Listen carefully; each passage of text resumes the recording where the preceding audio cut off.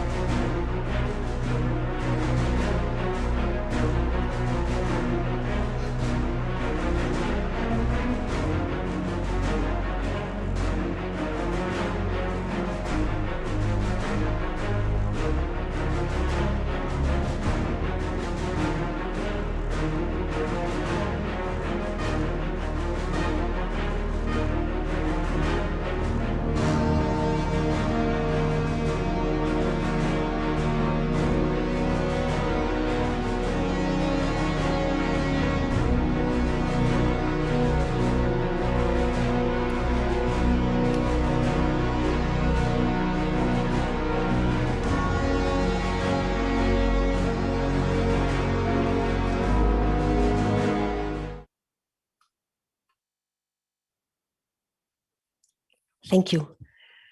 Hello and welcome everybody to NATO versus Peace, a short course on US imperialism and the war in Ukraine. Before we begin with today's session, we'd like to give some quick tech orientations. Again, as mentioned before, interpretation is available by clicking on the globe at the bottom of your screen. To avoid any accidental disruptions, all the microphones have been muted for the duration of the session. For those people who are on Zoom, please, we ask you and encourage you to make comments and questions via the chat. We will select some of the questions after the presenters have spoken. So please feel free to post and ask anything you'd like to know. Questions will only be taken via Zoom. This is also a reminder that the class is being live streamed to YouTube, and the recording will remain available on the IPA YouTube page if you wish to share it or revisit the session later on. Cool. All right, there's still people entering. Maybe we'll hold it for one more minute. Okay. Last time around, welcome everybody to the class. Or to this short course. This course is being organized by the International People's Assembly, or for short by the IPA. The IPA is a global network of people's movements, parties, and organizations committed to the struggle against capitalism, imperialism, patriarchy, and racism. The goal of this course is to present some of the key historical facts and information that pertain to the current war in Ukraine. We believe that what we will be presenting is a critical history that is absolutely necessary in order to understand what is really happening in the European region today and how it concerns and affects the rest of the world.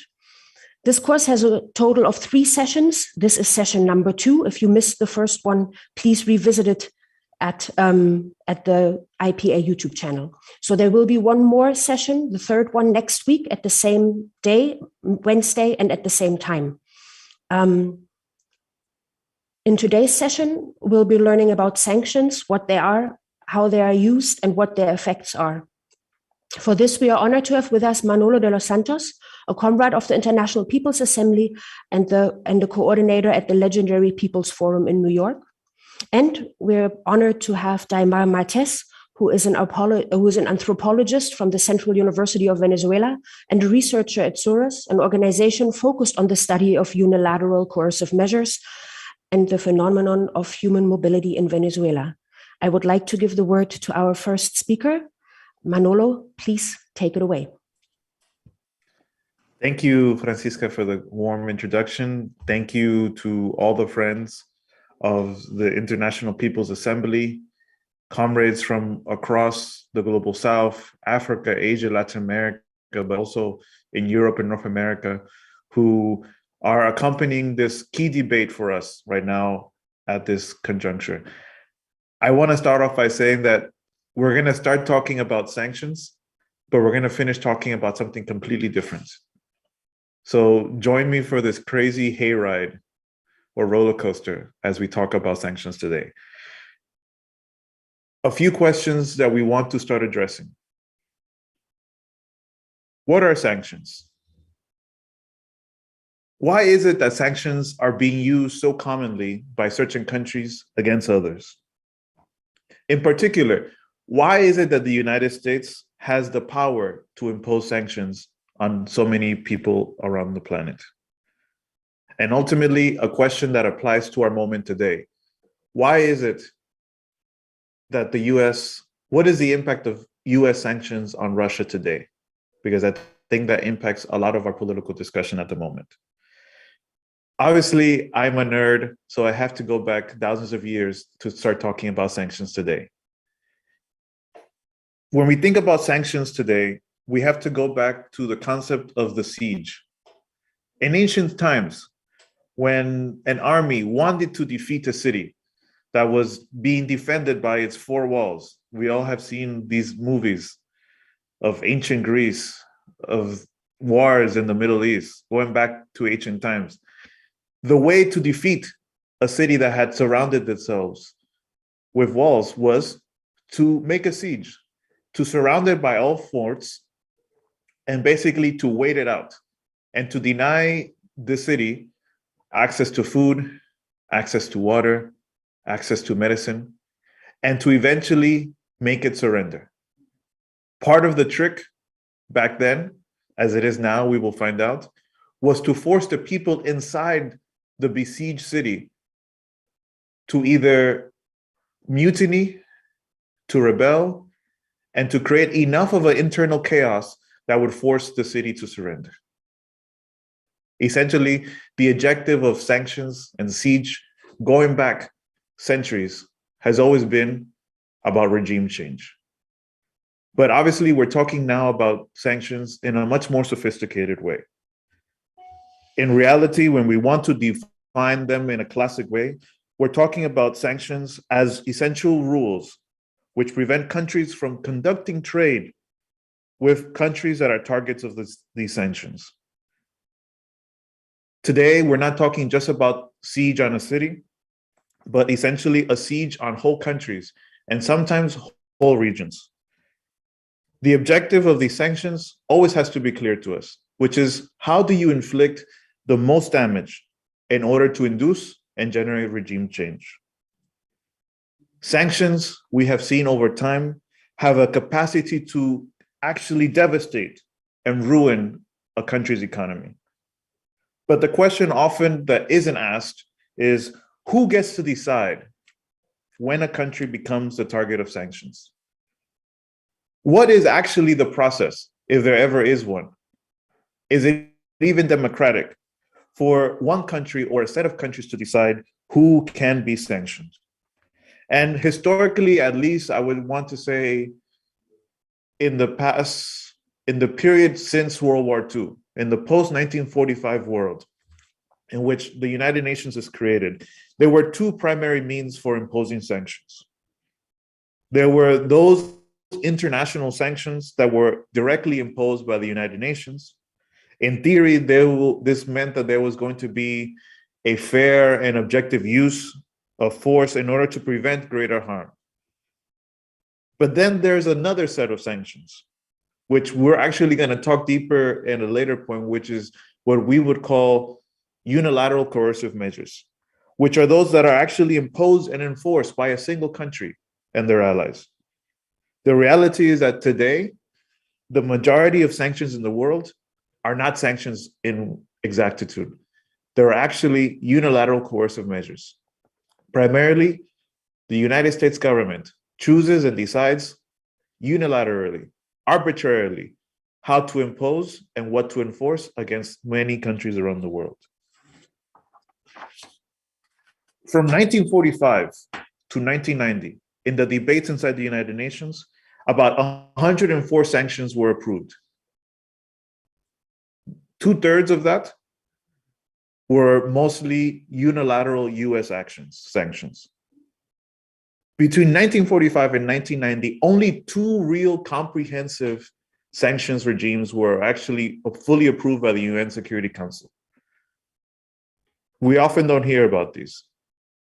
One was in 1966 with what was then called Southern Rhodesia, today Zimbabwe, and then in 1977 against South Africa.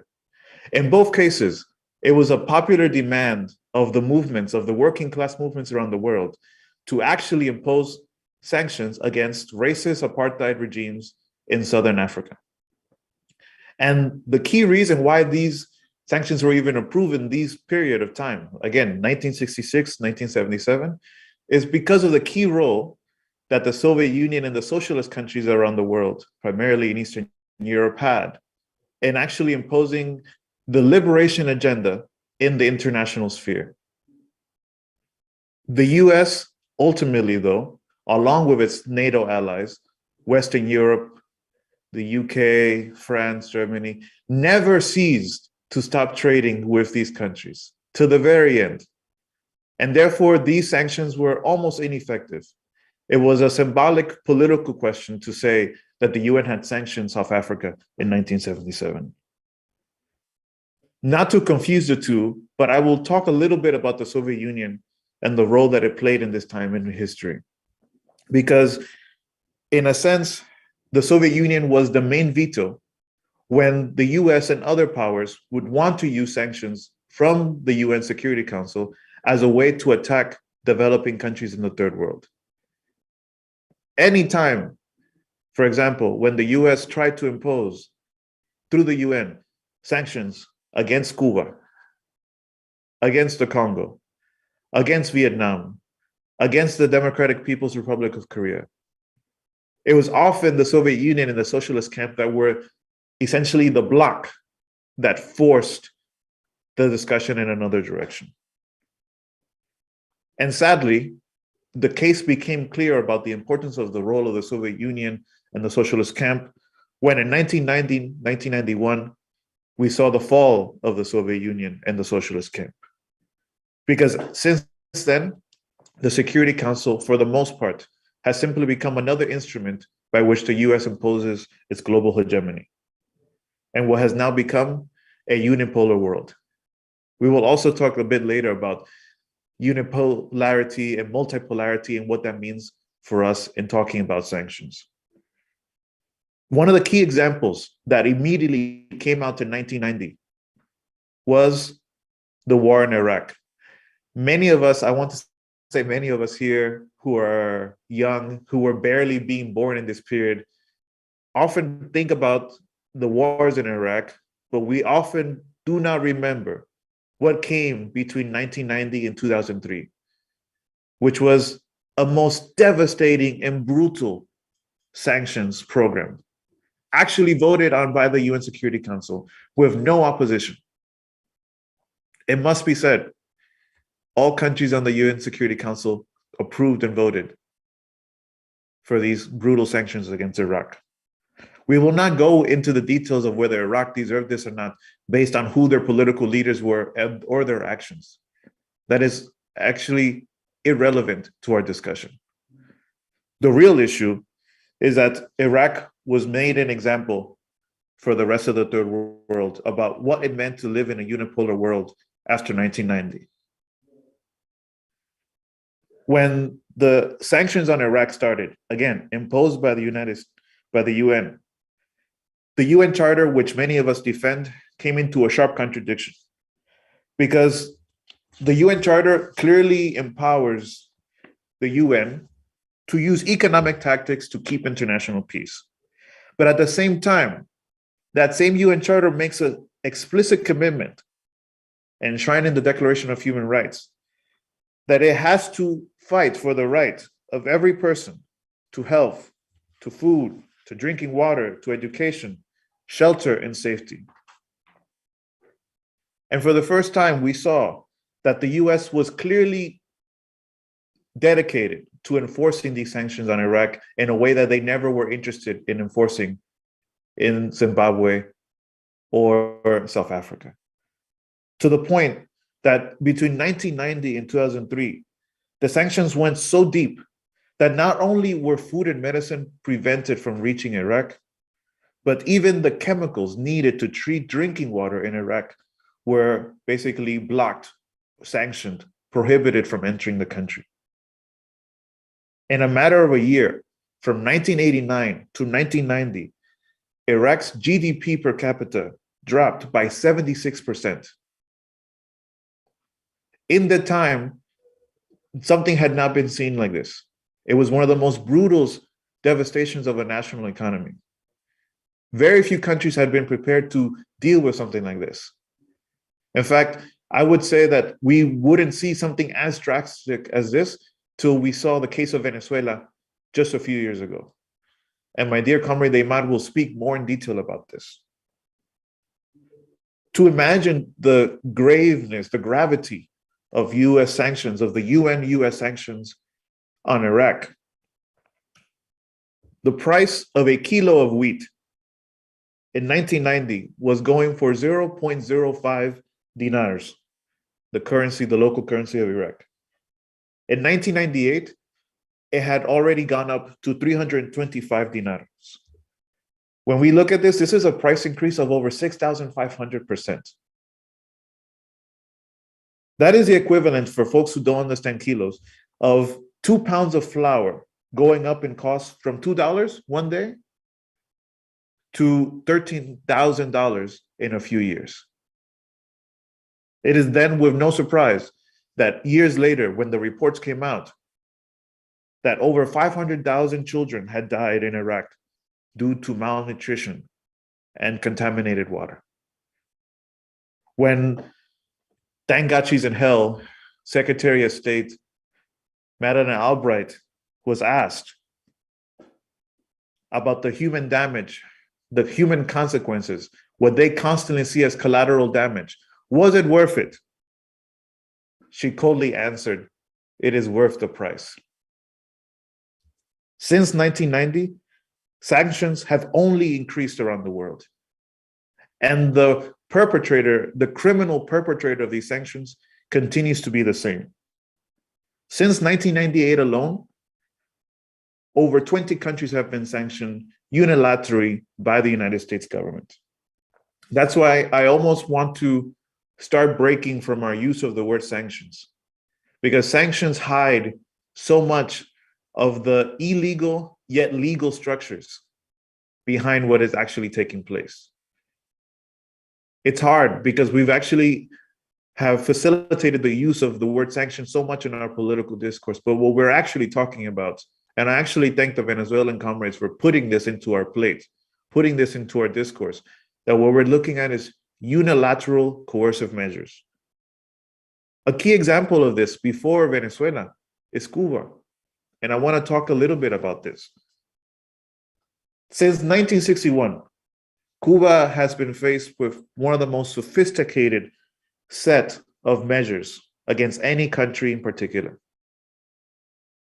Many countries have been placed under sanctions, but no country has been set or faced or challenged with such a complete system, to the point that the Cubans call it a blockade.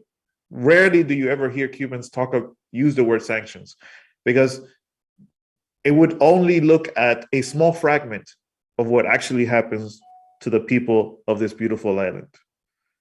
I want to refer to a memorandum that Mallory, a US government official, wrote in 1960. He is recommending a set of policies to the United States government on how to deal with this annoying socialist revolution taking place 90 miles away from its shores. Mallory writes in 1960, "Fidel Castro's revolution is quite popular in Cuba, and there is no effective opposition against him. The only way to undercut Castro's support is through disenchantment and disaffection based on economic dissatisfaction and hardship." Mallory essentially advocated a set of punitive economic actions designed to deny money and supplies to Cuba and to decrease monetary and real wages. And please listen to this line carefully, because this is where the US takes a knife and twists it in the heart of our people. To bring about hunger and desperation. To bring about hunger and desperation and overthrow the Cuban government. Imagine when this was written that the United States was Cuba's largest and closest trading partner. The US blockade produced an immediate impact on its economy.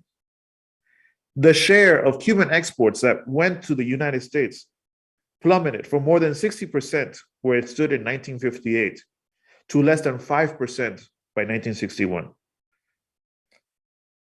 Roughly 70% of imports that entered the country from the United States by the end of the 1950s cratered at less than 4%. By 2018, not the Cuban government, but the UN agencies estimated that the US blockade had actually cost Cuba more than 130 billion US dollars over 6 decades. Significant for a country whose average annual GDP is a mere fraction of that sum. Again, I hate having to go back to this, and I don't want to create any ideological confusion by this, but I must refer to the Soviet Union. Because between 1961 and 1990, if Cuba was able to survive for a reason, it was because of the socialist bloc. It kept Cuba's economy afloat for decades, partly through billions of rubles that went in to subsidize Cuba's economic development, something that I feel the Cubans felt, the Soviets felt at this time, were part of its fraternal socialist responsibility to the people of the Third World. And with the trade vacuum that was created by the United States, the Soviet Union and the socialist bloc actually became responsible for 79 and at some point 90% of Cuba's overseas trade. Everything from fuel, machinery, parts, fertilizers, pesticides, even the fat that is needed to make soap. Those resources that allowed life and the economy in Cuba to function almost normally, I don't want to say completely normally, almost normally, flowed because of Cuba's integration into a global socialist economy. This was a period not of multipolarity, but in fact of bipolarity. The fact that the Soviet Union existed meant that there was an alternative economic system in the world that allowed for many countries under blockades, under sanctions, unilateral or not, essentially to survive thanks to the presence of Cuba. What happened when the US refused to buy your goods, your raw materials? You could always count on the Soviet Union. You could always count on countries like Hungary, East Germany, Bulgaria, to actually trade with you on equal conditions, on better conditions as trade partners. If US sanctions today can be so effective against countries of the global South, in part, it's because the world's financial system is built and centered on the US financial system. And because there is no economic alternative that is strong enough to counter it, at least yet. From the fact that the American dollar is imposed as a US currency, to the fact that the SWIFT system is essentially the main system used in the world for economic trade, and the way that the large majority of the world's banks operate. Today, we cannot actually understand sanctions outside of a larger method of hybrid war that seeks through all means to impose what the US military calls full spectrum dominance, which is a complete confrontation with other countries on all fronts: economic, financial, cultural, media, and in all social relations. Full spectrum dominance in a society includes sabotage and economic blockades, coercive measures, as well as cultural and media campaigns to undermine how people organize and build different types of society. Hybrid wars are a combination of both unconventional and conventional means, using both official institutional state actors as well as non-state actors, running across the spectrum of social life and political life.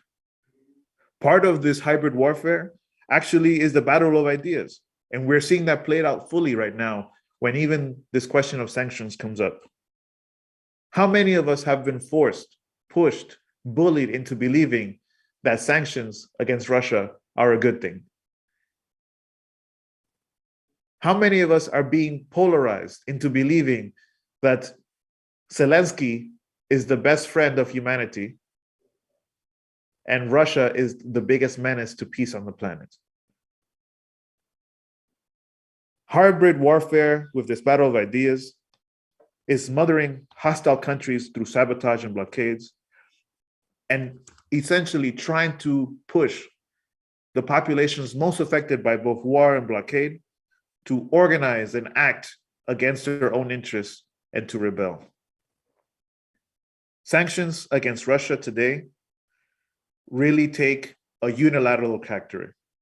They are, again, not really sanctions. They are unilateral coercive measures. And they pose to Russia many challenges and pose different possible outcomes. On one hand, we see on a scale that only grows with time. And I think Deimar will speak to this, because this is a development of more than using legal institutions for legal means with legal objectives, but it's the common use now of legal means to create modern piracy. We're talking about how the US government and its European allies literally have become modern pirates who, in the open sea, in the banks, in the financial institutions of the world, basically take resources from other countries without thinking twice. We saw it happen against Venezuela, and we saw it recently. The fact that 630 billion of Russia's foreign currency reserves have been stolen by the US and Western allies. Nobody calls it this, but in my opinion, that is robbery in plain daylight. It is modern piracy. The fact that one country with no accountability to anyone else can rob the resources of another is nothing else but modern piracy. Yes, the people, the working people of Russia are indeed the most affected by these coercive measures. We already know, at least as of March 18th, how inflation had gone up 14.53% in Russia. This immediately hurts the incomes of working people in Russia. But I think due to the circumstances we live in, due to the conjuncture we're living in, US coercive measures supported by its NATO allies actually create another scenario, which is that these coercive measures ultimately undermine the hegemony of US imperialism, partly because we're talking about a large economy like the Russian economy.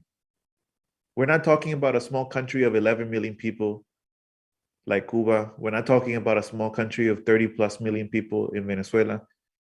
We're talking about one of the major economies of the world that produces so many raw materials and commodities that are deeply intrinsical to the global economy. By talking about the undermining of hegemony of US imperialism through these sanctions and these coercive measures, though, I'm not trying to say that somehow imperialism is defeated and that Russia is going to be able to completely destroy US imperialism. On the contrary, what is taking place is simply a push, a gentle push or a stimulus by which countries like Russia, in the same way that Venezuela has had to do this, in the same way that Iran has had to do this, in the same way that Cuba has to do this, but again, at a much lower scale in these countries. Russia, everything is at a larger scale, will be forced to actually begin thinking about alternative arrangements for their national economies. And ultimately, arrangements that also play into the international finance system. We have already seen, for example, how in the past week, the ruble is already beginning to stabilize to pre-war period. Partly because there was a $10 billion injection made by the Russian central bank. The fact that the Russian banks are already switching to use Union Pay, a great mechanism developed by the Chinese, and other ways of payment. The fact that a large number of payments for Russian oil are now being paid for using rubles. The fact that the Russians have a certain leverage and even telling the Europeans who are sanctioning them at this moment, who are putting into effect all these US coercive measures, Russia is telling them, if you don't pay in rubles, you don't get any gas. You have to deal with the rest of this cold winter or what's left of this cold winter. Very few countries in the world have been able to actually push back against coercive measures in this way. In essence, these coercive measures are going to undermine the neoliberal arrangement, the US imperialist arrangement that has been imposed on us for so long. We might even see, possibly, we're not making any assurances, but that how much these coercive measures, their imposition on Russia actually forces Russia to de-dollarize.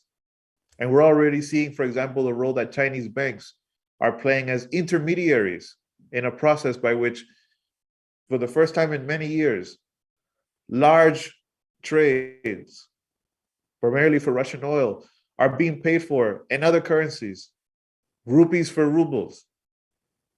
Hopefully we'll see a moment in which smaller countries in Latin America and Africa actually are also able to begin to pay directly in other currencies that aren't the US dollar. The reality also is that, like I was saying before, Russia is a large economy whose exports actually have great importance for the peoples of the third world. Where else do countries in Africa get their fertilizer from? Where else do countries in Africa get large portions of their grain imports? All this comes from Russia. And these countries are going to have to work along with Russia and other partners in developing alternative arrangements to pay for these. This, in a way, opens up a new space for multipolarity. And I love my friend Vijay. We argue about multipolarity all the time. He just recently gave me a text by a Mozambican specialist who in the 1990s was clearly already making a critique of what the period of unipolarity would mean for the third world and raising why the need for multipolarity was so urgent. And I fully agree to a certain extent. These coercive measures have forced open the door for multipolarity on multiple fronts, not just militarily, but also politically and also financially. But we must know that multipolarity can only serve us as a tactical step in the struggle against US imperialism and its global hegemony. Multipolarity can be tactfully used in order to push a country to become more independent and de-link from the global economy run by the United States. But the reality is that we're going to have a growing number of these countries who still remain capitalist countries and still work within the framework of global capitalism. And for that, we have examples like Turkey, Iran, and Russia. Among themselves, they can fight and battle and struggle for greater independence and hegemony in order to actually not be dependent on the US. But what does that actually mean for working people across the world? Is it enough for Russia to become de-dollarized? What does that actually mean for working people, for farmers, for peasants across the global South? Does that actually end our exploitation? Does it actually open up the path to a different and transformed reality? And I think that's what we actually have to rethink. That is a contribution that us revolutionaries have to make to this discourse. On one hand, that we have to be more forceful in our debates in denouncing the role of coercive measures, because they are unilateral, because they are highly illegal, because they are highly criminal, and because they devastate the economies, not just of the countries that are faced or challenged by them, but of the rest of humanity. We see with Cuba, for example, how these unilateral sanctions imposed by the United States, this blockade imposed by the United States, ultimately affects the well-being of a whole planet. I always wonder, what would be the impact of Cuban medicine and biotechnology if there weren't limitations on Cuba's development by the US blockade? Some of the life-saving medicines and treatments produced by Cuba to fight against cancer, to fight against diabetes, but to fight against even more common things like malaria, dengue, yellow fever. All these things could be in the hands of the working people of the world if it weren't for the US blockade.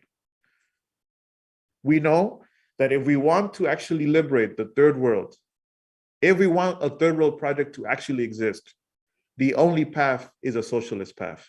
And that is beyond multipolarity. Because we actually want the world where there is no space for the polarity of an empire run by the United States or run by Europe. We actually want to go and walk into a world where it's a socialist hegemony, a socialist unipolarity that runs our planet for the benefit of everyone. But that is going to take time. And that means we must be strategic and tactful about the steps we take. Our struggle starts now. We cannot let this moment of denouncing the NATO project to be disconnected from denouncing US and European coercive measures against the people of the world. If we allow them to take the high road now on this, we will allow them to wage complete war against any project that rises in challenge of their hegemony. Thank you, comrades. I don't know if I passed my time or went before it, but I'm so excited now to hear about Venezuela, because that is probably the most deep classic example of both the destruction of a country or the attempt to destroy a country through coercive measures, but also the brave resistance of its people and wanting to build a new world. Thank you, comrades.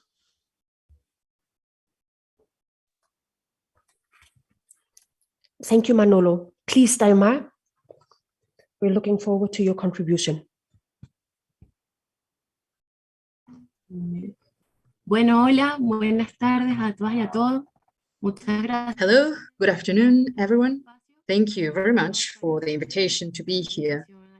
It's an honor for SUDES, the organization I represent, to be here. And it's, of course, also an honor and a pleasure to be able to listen to Manolo and the extraordinary presentation he gave about how unilateral coercive measures work and the exemplary cases that have been defining how sanctions function.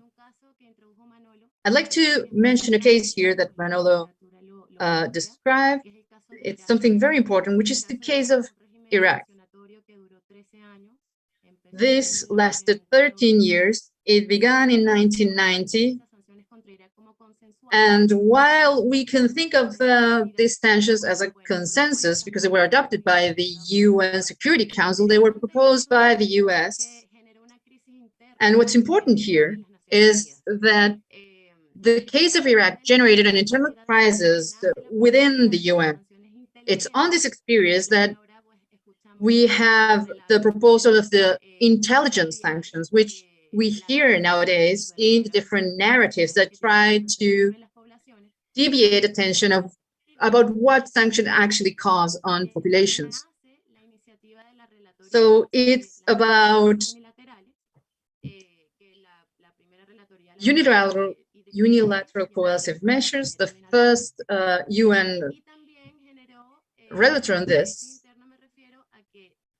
It also generated, due to internal crisis, that the UN representative that was in charge of pushing forward the program of exchange for food renounced. during the implementation of this regime, 500,000 children younger than 5 years of age had died. And the reason for this is that these generic sanctions were aimed at the water treatment plants. So this means mothers would prepare water for their babies with contaminated water, just for us to understand the contemporary or current use of sanctions. So just to begin. Now, as we go back to the case of Venezuela, I'd like to begin by saying that Venezuela is the victim, just as Manolo said, and has been for 20 years. The victim of an attack led by the US in coordination with the European countries and other countries that are aligned at a regional level with the US interests. It's a war given in a context of the reorganization of the geopolitical scenario and the ascension of multipolarity, where China and Russia mainly have a growing presence in the regions of Latin America and the Caribbean. This is not an accident. Chavez was the first, I would say, to open this door to Europe and Asia, to this emergent powers that propose an alternative way of thinking of international politics. These actors also counterbalance the weight of the US in the international arena. The goal of this war has been to produce a change of regime in Venezuela. Let us remember that Venezuela has the greatest reserves, the biggest reserves of oil worldwide. This is not a small detail. And today, more than ever, in the midst of this war, we see the crisis it has meant in the situation of the war between Russia and Ukraine. And we see here how this became an energy crisis for Europe. And we also see now this approach from the US to Venezuela and the acknowledgement of the US of the Maduro government. They may claim not to acknowledge it as a legitimate government, but they came to Venezuela and they started a high-level dialogue in which there is no participation of any other government. So the Bolivarian Revolution has taken political power, and we've seen in the last few years different manifestations. We've seen uprisings, we've seen assassination attempts, military attacks, the recognition of a parallel government in 2019, a mass campaign, an unprecedented mass campaign, and another way of waging this war on Venezuela, the most recent style, has been the economic approach. As Manolo already mentioned, this is done through coercive unilateral measures. And again, this is the main tool of the international politics for the US ever since 2001. This is what they themselves acknowledge in recent reports released by the Treasury. And another thing here to mention in terms of coercive measures and sanctions is that a sanction is adopted with the approval of the UN Security Council, while a coercive unilateral measure is adopted unilaterally by a government or a group of governments, as is the case of the US and the European Union. For us, as tourists and NGO from Venezuela, we do follow-up and study on the impact on sanctions on Venezuela. Como sobre los derechos humanos. Para nosotros, el bloqueo formal en contra de Venezuela inicia en diciembre de 2014. ¿Por qué nosotros afirmamos esto? Porque es en diciembre de ese año, de 2014, que Estados Unidos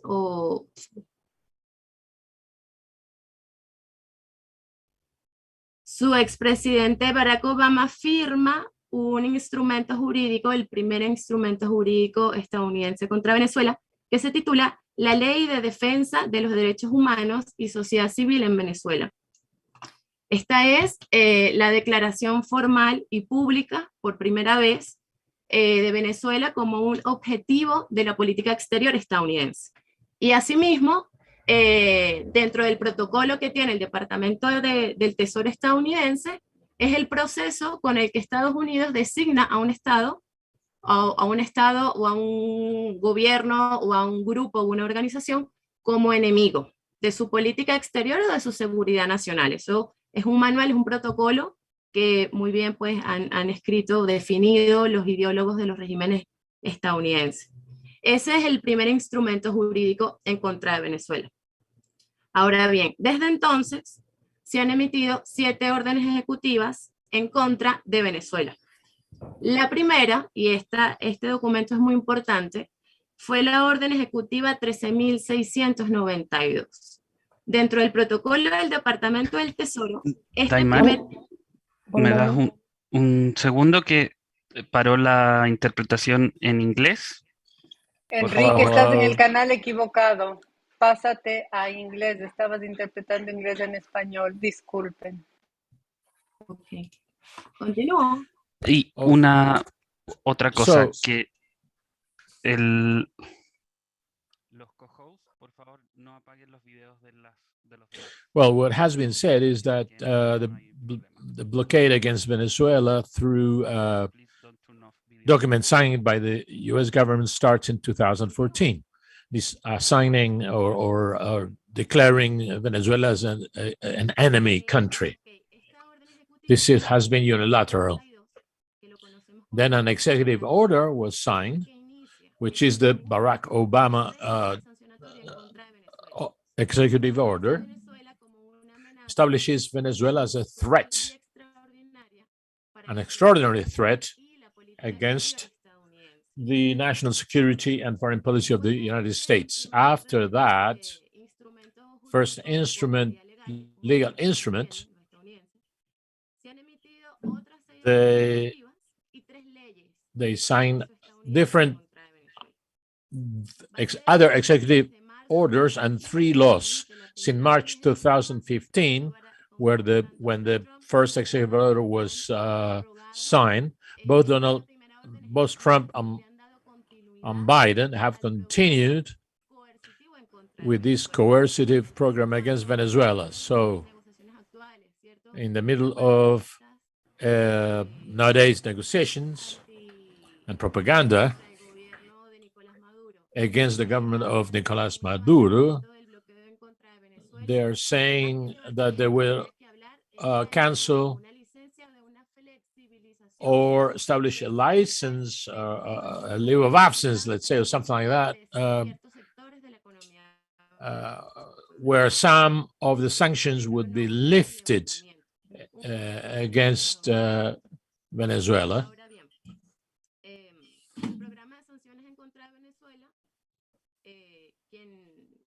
So the situation, the blockade is led by the United States, but other countries are involved, like the European Union and the so-called Lima Group, also Canada and Switzerland. It's interesting, this case, because within their jurisdiction and their internal norms, they opened a special chapter in order to sanction Venezuela, which is these countries are dependent on the United States foreign policy. The cryptocurrency Petro was created by Maduro's government to be able to trade, and Venezuela's gold has been confiscated, and other Venezuelan assets have been confiscated, and the country cannot obtain those resources from abroad.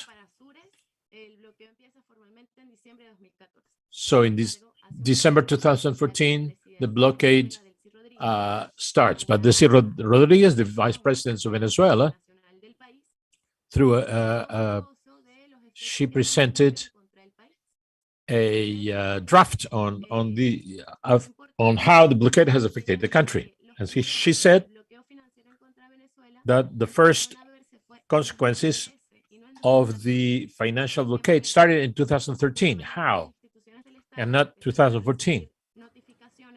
The state started getting notifications from foreign banks saying that the financial transaction in Venezuela couldn't be processed. This is important because, first of all, from the very same moment that the United States attacks a country through sanction, the whole international financial system is also follows these policies, because the idea is to convert this country as a pariah, international pariah. When the United States starts attacking a country with the excuse of violation of human rights and things like that, the second element that happens has to do with compliance. This is a phenomenon which accompanies the application or follows the application of sanctions, because the countries, they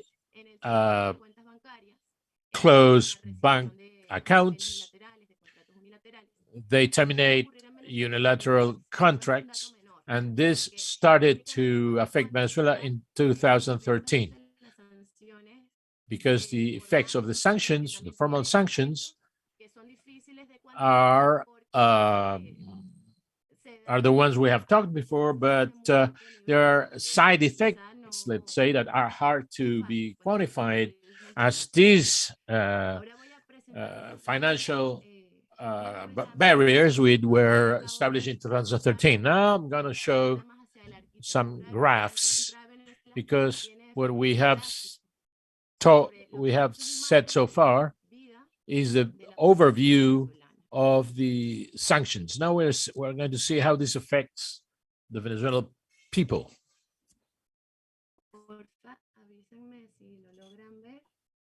Can you see it? Yes, we can see it. Yes, we can see it.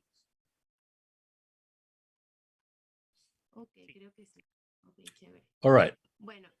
So since 2014 until 2021, the United States and their allies have issued 502 direct sanctions or coercive direct measures. What are these? These are expressed in decrees, executive orders, and measures of the Treasury. And this doesn't, but besides that, we have informal sanctions, which is the blockade of certain trade routes. These 502 direct coercive measures affect 25% against the public finances, 22% against the oil sector. It's not a minor datum, like Venezuela is absolutely dependent on oil exports. So these sanctions are directed to the most sensitive parts of the economy. 18% were against governmental institutions, 10% against the health services, 7% against the private sector, and another 7% against transportation. They want to asphyxiate the country economically. And in human terms, how does this affect? First, in economic terms, it was an abrupt reduction of the income of the country, and the it was more than $56 million in 2013 and 400 million in 2019. It's an annual loss of 30 million since 2015, a total loss estimated in $130 billion for the economy of Venezuela. 7 billion have been retained or confiscated in 40 international banks, and the retention of 31 gold bars worth $1 billion by the Bank of England. The argument for this retention is that Inglaterra doesn't know if they recognize Maduro as the president or the pseudo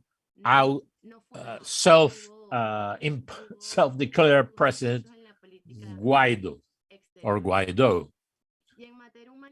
And in humanitarian matters, there has been an increase of maternal mortality of 68%, which went from 68% to 135% in 2017, an increase of 31% in the rate of mortality since 2017 to 2018, the decrease of 5 times the number of surgeries in the cardiological hospital of Caracas, which had 1,000 annual interventions to only 162 in 2020, the increase of the prevalence of anemia in women with reproductive age, which went from 21.9% in 2015 to 24% in 2019, and the vulnerability of sexual rights of women and reproductive rights as well, which so that 36% of primary need articles were affected. The blockade has had devastating effects on women. The deficiency of equipment in the systems of health, on the health equipment and health, and also in clinics, because the blockade doesn't let private practitioners import equipment. The pregnancy controls are not permanent. The collapse of the public health system, the absence of medicines, insums for births, for cesarean births, for reactive kits, for cytology and for research, and that massive violation of a broad series of human rights in Venezuela. As the effect, the Venezuelan society has introduced not, well, it's an aggression which is not only economical. There have been threats of military intervention that Trump menaced the country with. And in the last few years, Venezuela permanently, we have victims of this sort of aggression. And this has caused definitely psychological effects in the Venezuelan society. We don't know what tomorrow could happen. There are new threats and new declarations, and this causes a permanent tension who have had psychological syndromes and psychological problems with among the Venezuelan people. Besides, that costs the massive migration of Venezuelans, which is recent. Venezuela has been historically a receptor of immigrants, especially from Colombia. But since the 19th, people have fled from Colombia, given the economic oppression implemented or waged, the economic war waged by the United States against Venezuela.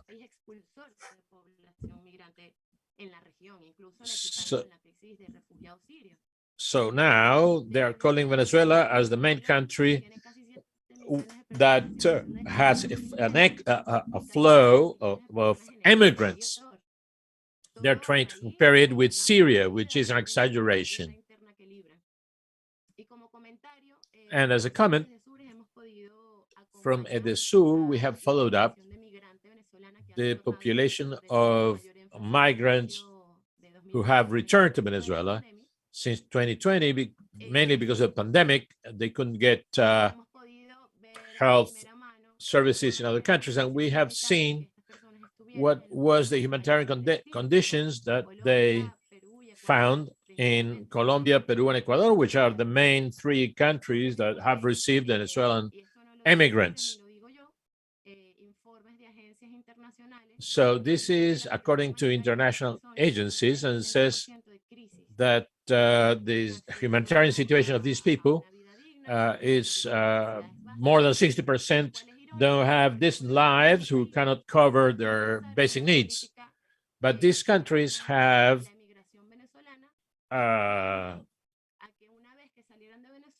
favored Venezuelan immigrants, saying that the Venezuelan migrants would find better conditions in these countries, which has not been true.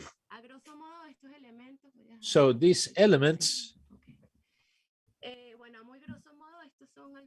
in general, these are the elements that I can introduce to the discussion on the case of the economical blockade and its consequences when sanctions are applied against a country like Venezuela. Despite that, the Venezuelan government have taken some measures which have allowed the recovery of the gross national product, and the production of oil has increased thanks to the alliances that Venezuela has had with has established with Iran, Turkey, China, and Russia. Venezuela have been able to cover its humanitarian basic needs, and these are countries that have helped Venezuela during the pandemic, because on the part of the United States, the sanctions got worse in the pandemic. And in the last 5 years, we have overcome the logic of an economy which has, for more than 100 years, been dependent on oil. And we have thought of other sort of productions. We have recovered infrastructure, and we have studied other sorts of production other than oil in the country.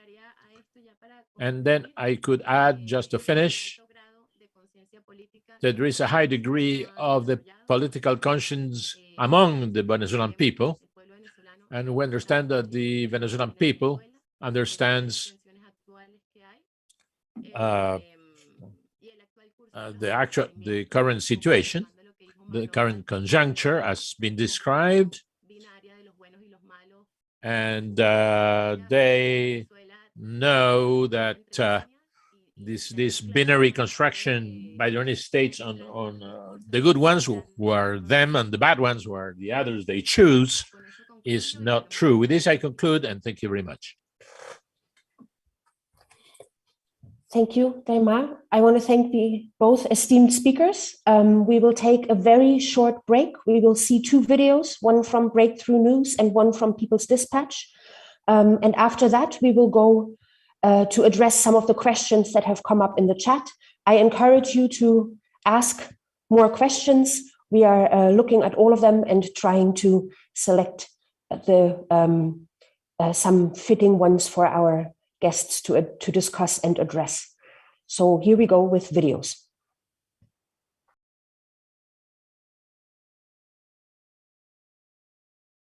the way to end the Ukraine crisis? That's how they're being talked about in the media. According to them, sanctions isolate and punish corrupt leaders without hurting the general public and provide a peaceful alternative to war. But sanctions are a form of war that kill just as effectively as bombs or bullets. They've already left behind a body count of hundreds of thousands of people in Venezuela, Iran, and Iraq, just to name a few.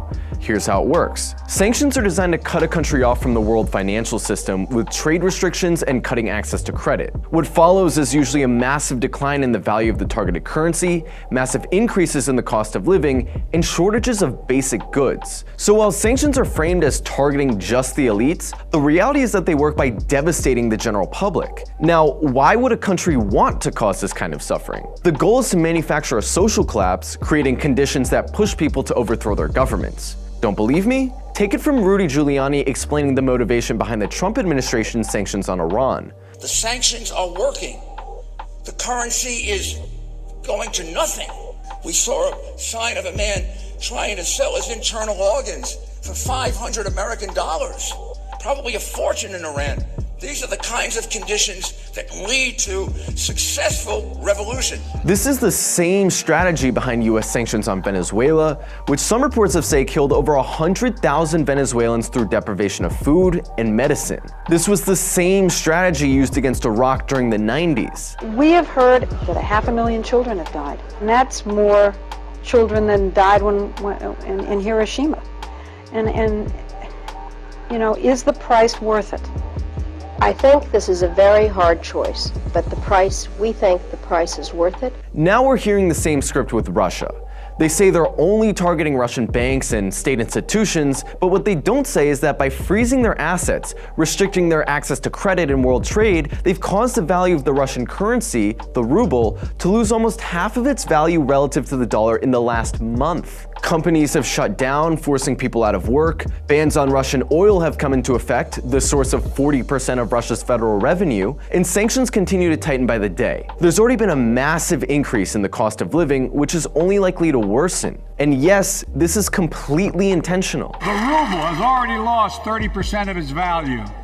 The Russian economy is reeling. A massive package of economic sanctions designed in time to hobble the Russian economy. So while the sanctions against Russia are being treated as a peaceful alternative to war, these sanctions are really an escalation of war. The killing is quieter and the body count is less visible, but the death and destruction is no less real. The US says it wants peace as it sends more weapons to Ukraine and intensifies its economic war on Russia, but what we really need is a return to diplomacy and negotiation.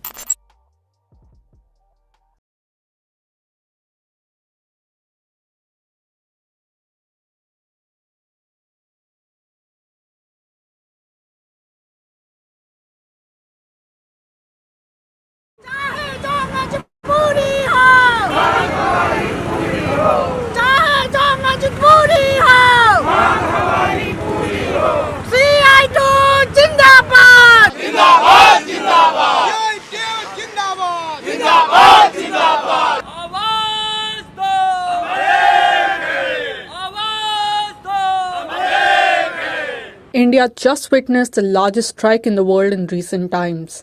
Around 200 million industrial workers, employees, farmers, and agricultural laborers observed a two-day general strike on March 28th and 29th. The strike was supported by students and youth, artists, intellectuals, scientists, and other middle-class sections. The last 2 years have seen a further deterioration of the living standards of working people due to the pandemic and the lack of enough policy interventions by the Modi government. Some of the key demands of the protesters were abandon all attempts to privatize public sector undertakings, provide income support of Rs 7,500 or $98 per month to all non-income tax-paying families, increase allocation for rural job guarantee scheme, extend employment guarantee programs to urban areas, provide universal social security for all informal sector workers. At the moment, only about 10% of India's 400 million strong workforce is covered by some form of social security. Provide statutory minimum wages and social security cover for 6 million scheme workers. Scheme workers are primarily women who do crucial jobs like providing frontline healthcare services, childcare services, etc. provide full protection and insurance cover for frontline workers serving the people in the midst of the pandemic, regularize all contract workers and scheme workers, and ensure equal pay for equal work for all. Scrap the 4 labor codes. These codes allow employers to increase the workload on workers, make it more difficult to get fair wages and form trade unions, and reduce barriers to firing workers. Provide minimum support prices for crops. Minimum support prices is a safety net given to the farmers to ensure guaranteed minimum prices for their produce. Withdrawal of all cases against farmers who are part of the farmers' agitation. Cancel the new pension scheme and restore the old scheme. Increase minimum pension under the employees' pension scheme. Substantially reduce central excise duty on petroleum products. Take concrete steps to arrest the price rise. Increase public investment in agriculture, education, health. The strike on March 28-29 is a challenge by working people and their families to the far-right Narendra Modi government. The strike is also a fight to save the people's future and save the country.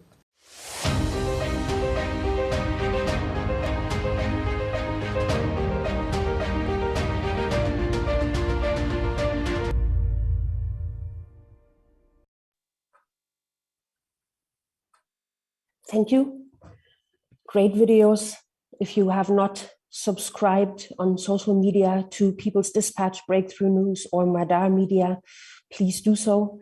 We have like a bit more than half an hour left, and I think we will go to some questions. I will read out 3 questions, and then maybe we can take turns and have Daimar and Manolo address them.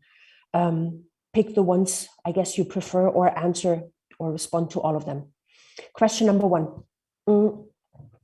The West is already threatening stronger measures against Russia, such as excluding Russia from the global international transaction service SWIFT, used by thousands of financial institutions around the world.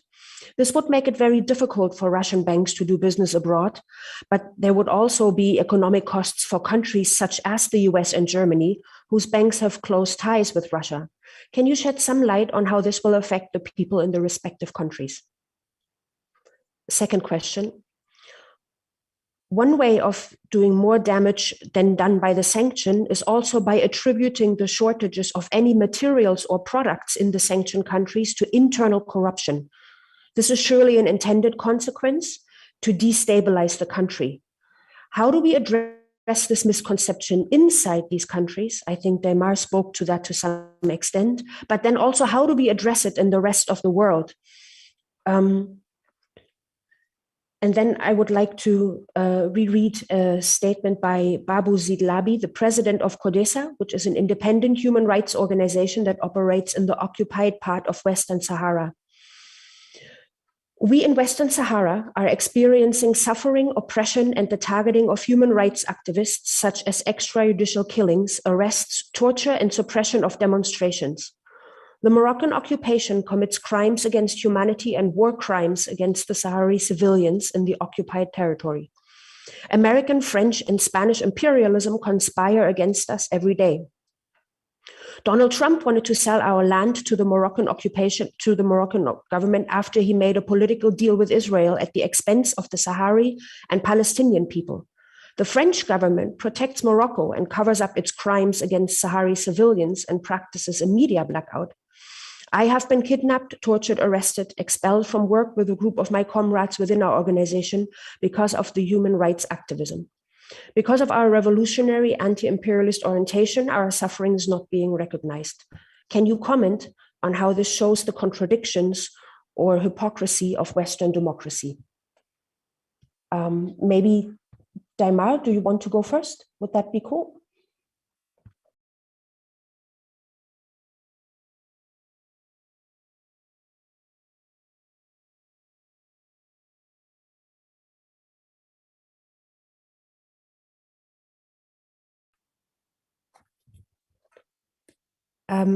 Either Daimar or Manolo, would you care to address the questions, maybe in turn?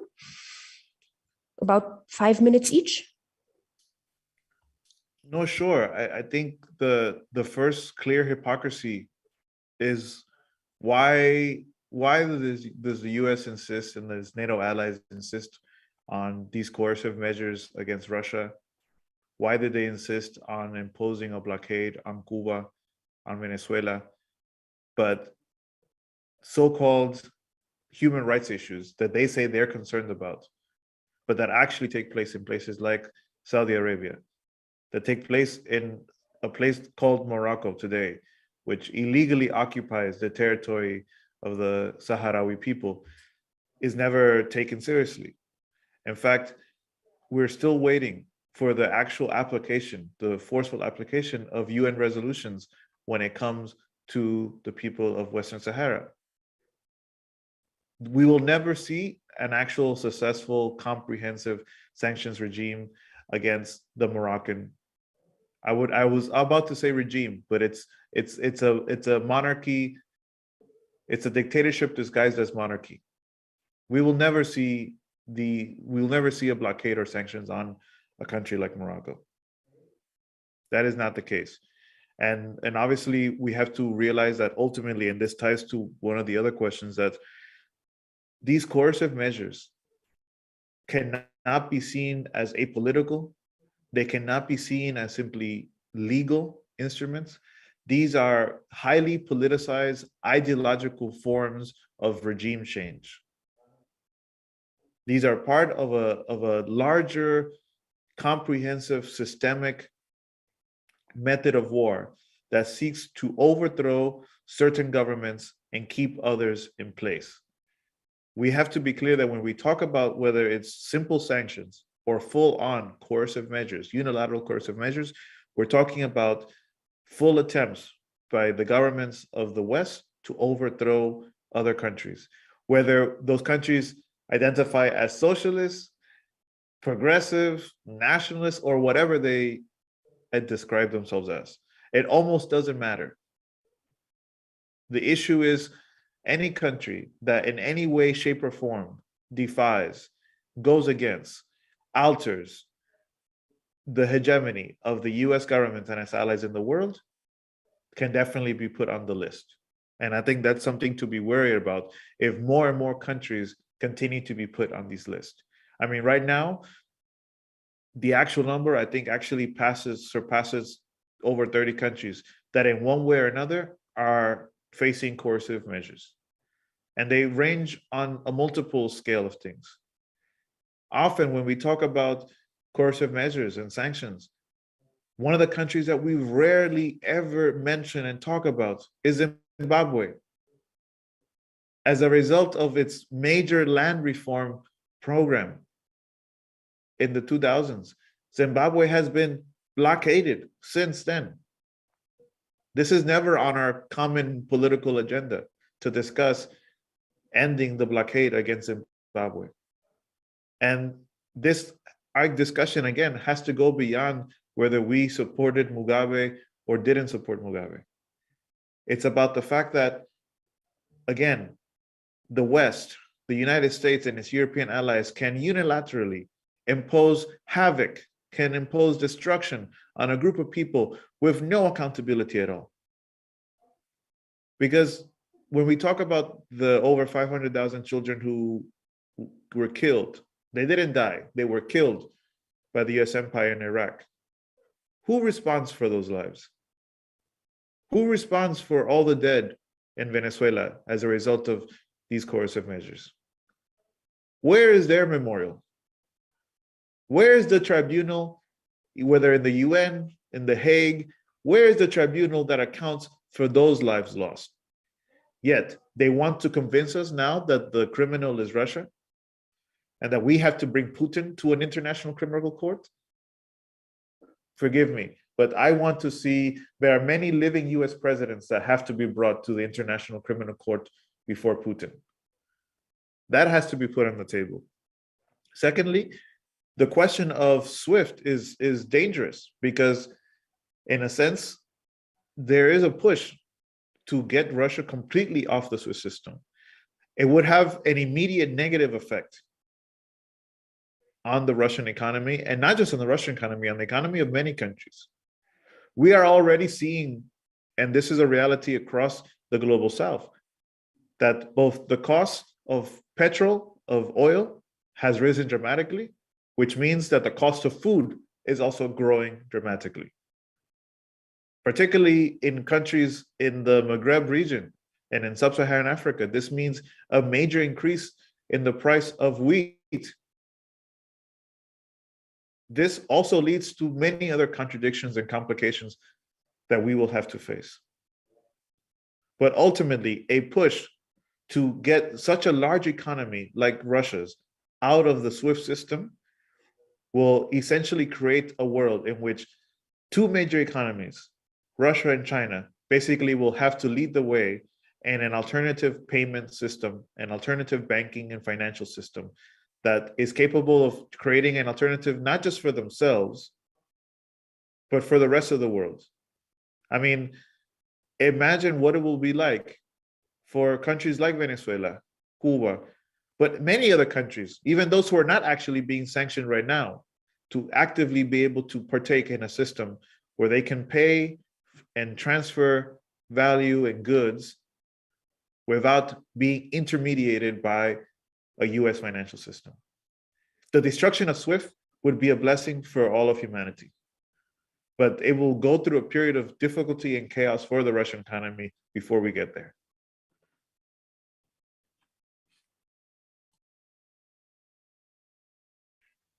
Thank you, Manolo. Daimar, would you like to address? Sí, yo quisiera Yes, I would like to say one thing about this double standard that the US or the West has in terms of justifying the enforcement of sanctions. When it comes to corruption, corruption is there in every political system in the world. It's not exclusive to Venezuela or Nicaragua or Cuba. And it makes you wonder, well, I mean, it was a justification for the first sanction against Venezuela in 2014. So if there is so much concern about corruption, what about trying to impose sanctions on their own allies, such as Colombia? Or what about Venezuela during the Fourth Republic, where the corruption scandals were terrible?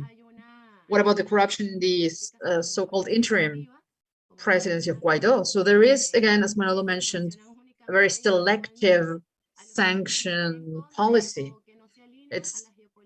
There's a coincidence that those countries that are sanctioned are precisely those that are against or oppose, in a way, the hegemony of the US, and they try to have a different economic and financial system aside from the US dollar. So of course, we're talking about a very evident double standard. And in Venezuela, in the last 20 years, we've heard so many different narratives that contradict one another that, of course, it's very clear that sanctions against Venezuela and against certain countries, certain states have an economic background. That's the only thing I wanted to add. Thank you very much, Daimar. The next round of, I guess we'll go to the next round of questions. We have time to take some more, and these questions come from the Nkrumah School, which are joining us, the students of the Nkrumah School joining us today, which is great to see you all here. And the questions are, what are the specific objectives of sanctions imposed by the United States on Russia? The second question is, for Russia to get out of the Western European blockades, it will have to join the economies of Asia, which are currently the region of the world with the highest degree of economic development. What is the Chinese role specifically in easing sanctions on Russia? And will this form a practical and effective alliance with Russia with regards to sanctions? How do you analyze this issue? And the last question for this round, to what extent can Russia bear the sanctions and growing American propaganda against it? Again, I invite our speakers to please answer the questions. Manolo, do you want to begin again? You can let Daimar start. Okay. Daimar, would you please answer the questions of the Bueno, newcomers? el tema de las sanciones contra Rusia. Well, on the issue of the sanctions against Russia, I think Manolo has more insights than I do.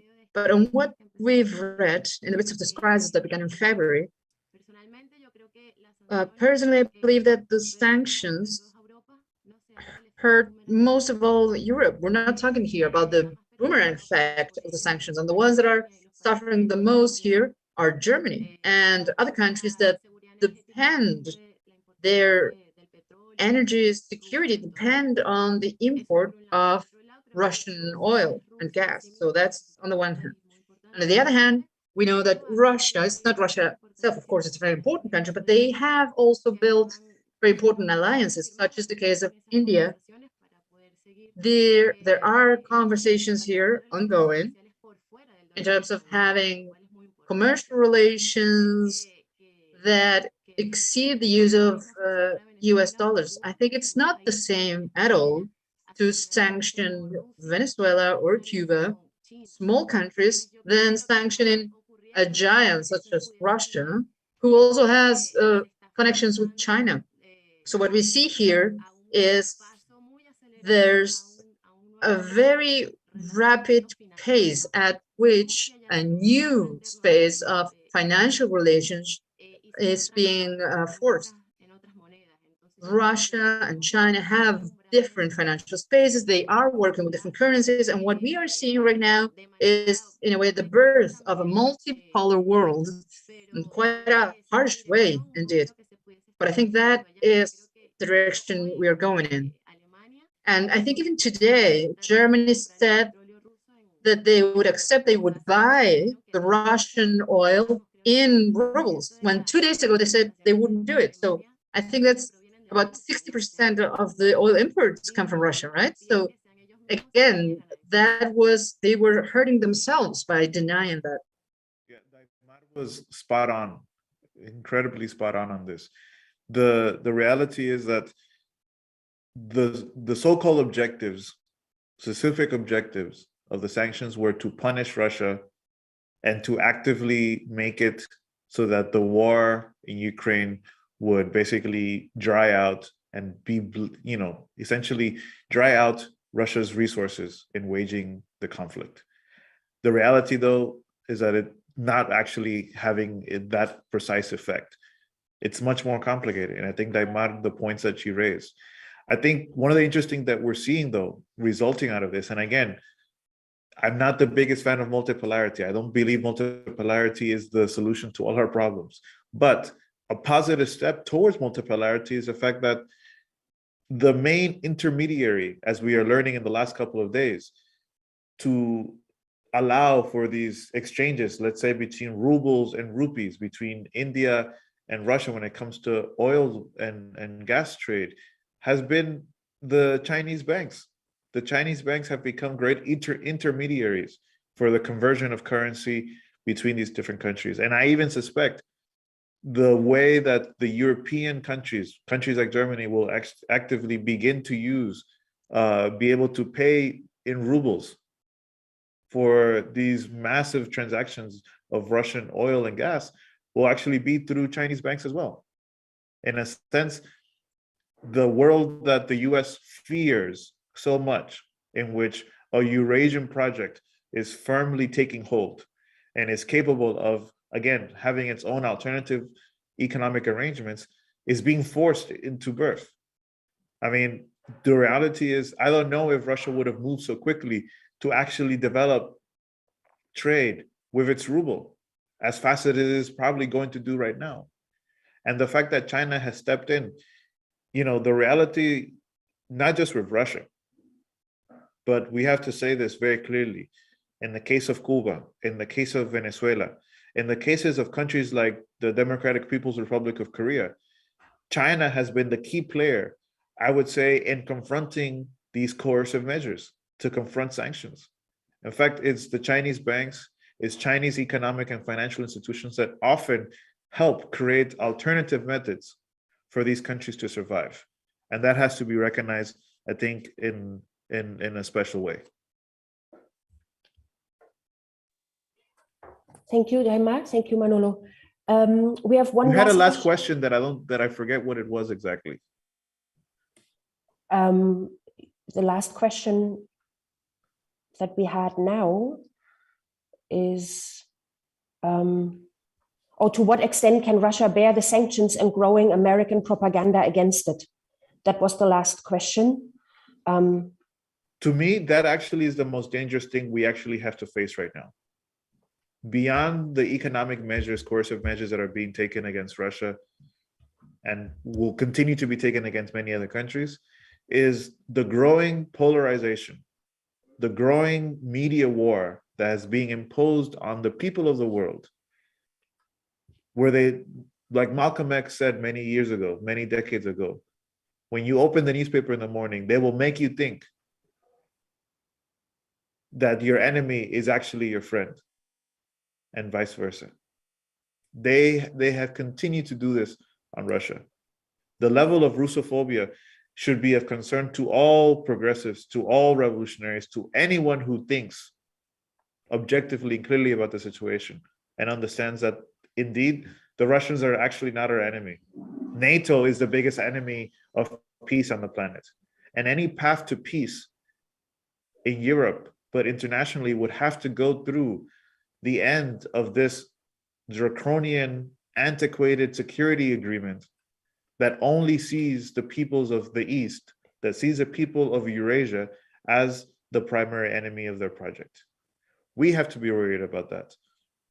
And this means it's not a question of us now becoming Russophiles, the opposite, the exact opposite of Russophobia, but it's actually challenging the narrative.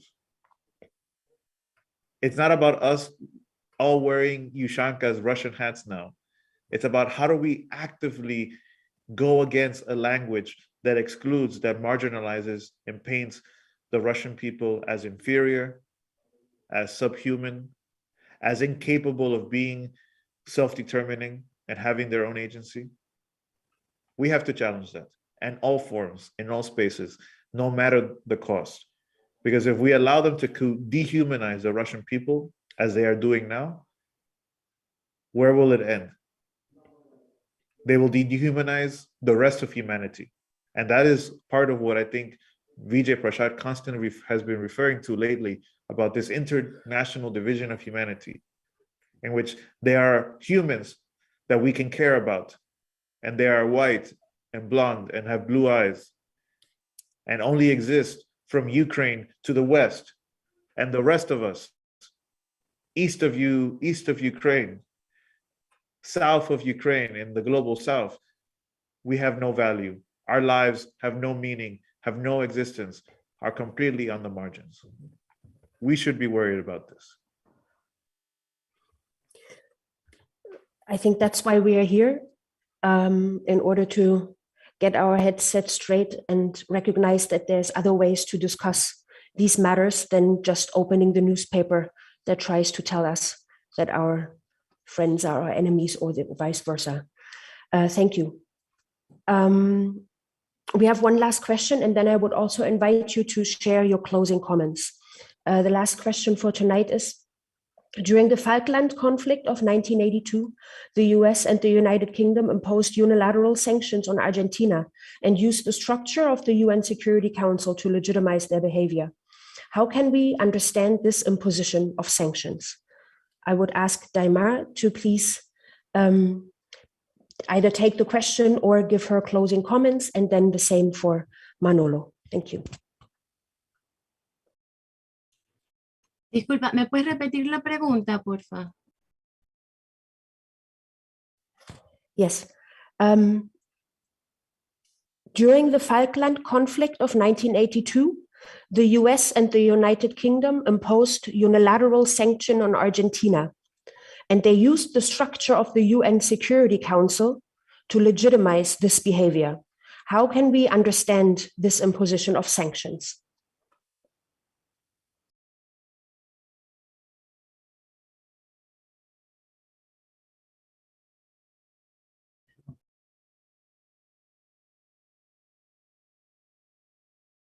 Ya, bueno, no he estudiado el caso. No conozco ese régimen de sanciones. I haven't studied this case. I don't know what sanctions were applied then. But what I can comment is that at that moment, the United States, which is supposed to be part of the community of the Americans, instead of protecting the territory of Argentina, it supported the invasion by the UK in the Falklands, or Malvinas, as they are called in Spanish. The Falklands War is a great example of sanctions versus coercive measures.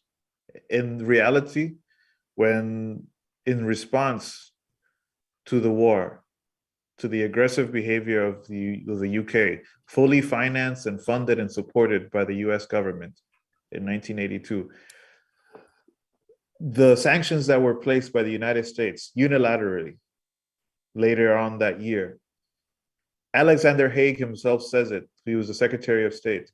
Reagan and others say it themselves, were never meant to actively punish the Argentinian military dictatorship at this time. Remember, the military dictatorship in Argentina had been propped up by the US government itself. In fact, the language that was used was that these light sanctions essentially were to promote a more flexible attitude by the Argentinian military in response to this war. But they never actually threatened the actual military hardware, supplies, or actively affected the Argentinian economy in order to bring down the military dictatorship at the time. If anything, the end of dictatorship in Argentina was not the result of sanctions, but was a result of the correlation of forces between the consequences itself of the war, of Argentina's participation in the war, the demoralization of the country, and the active participation of the popular forces and camp in that country. Very little to do with sanctions themselves. And it's funny that the US, in this same period, how it dealt with the sanctions towards Argentina, similar to how it dealt with the sanctions on South Africa. The US never stopped supporting the apartheid racist regime in South Africa. We have to remember this. This whole time, even with the Argentinians, with the South Africans, they were being militarily and financially supported by the US, also racist regime. We never call the US regime what it is. We always call it government. No, it's a racist regime as well. So thank you, comrades, for this experience, for this class, for this time. There's so much more to keep talking about. I strongly recommend that as people think also about Russia, that in the spirit of everything that Aymar has shared, the biggest wound of what coercive measures have done to our people is in Venezuela. That is something that we have to pay more attention to. It's the clearest cut case of a country that's being asphyxiated and strangled by US imperialism, because it is precisely an epicenter of struggle against US imperialism. Thank you, comrades. Thank you, Manolo. And I definitely want to, in that spirit, want to give the last word to Aymar to please, to have the last word before we close off for today. Okay, quisiera señalar algo. I would like to say something which is very important regarding coercive measures, and is the extraterritorial character of them. The sanctions not only have an effect with the relations with the United States and the country against which these sanctions are taken, but around the sanctions, there is a punitive normative framework that affects all the potential stakeholders or commercial or trade partners of these countries, so that they are sanctioned if they do any sort of, if they have relationships with the country to which the sanctions are imposed. Empresas mexicanas para el intercambio de crudo por alimentos y crudo por petróleo. we have managed to exchange oil against foods with some Mexican companies, but the pressure of the United States was so strong against these Mexican companies that they were pressured in order to break relationships with Venezuela. So the United States influences and decides which country is part of the international trade agreement and which countries should be excluded to generate, in the case of Venezuela, a change of government looking for the insatisfaction of people would be so high that they would rebel against the Maduro and the regime. So this is the relationship that we have among the sanctions, the population, and specialists like Richard Nephew describes exactly how the sanctions, in a book called The Art of Sanctions, which is which explains how sanctions have been exerting ever increasing pressures in order to provoke a regime change. Thank you for your invitation. It's been a pleasure. Thank you. Thank you, Daimar. Thank you, Manolo. We want to close. I want to remind you of our third session. Our next session next week, same time, will be on the conditions for peace. And we'll be speaking with Ben Becker and Dr. Akel Tares. And I'm sure we will not just address peace in the Ukraine, but actually what our struggle for a socialist peace can really move forward. Thank you, Daimar and Manolo, again for your input today. And also especially thank you all for the interpreters who helped, who made sure that we could actually understand each other across language barriers. Thank you so much all. Goodbye and no peace with NATO. Ciao.